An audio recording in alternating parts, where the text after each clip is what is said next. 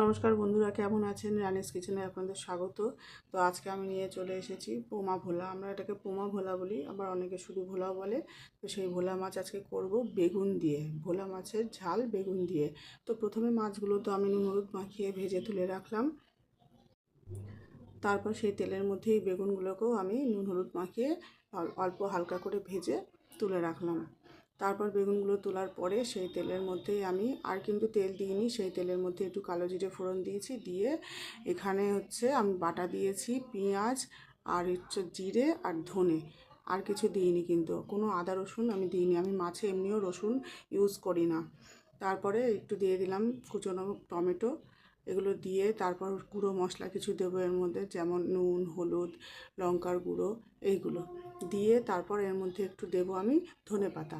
ধনেপাতা কুচি দিলে খুব সুন্দর টেস্ট হয়। তারপর একটুখানি জল দিয়ে মশলাটা ভালো করে ঢাকা দিয়ে কষিয়ে নেব।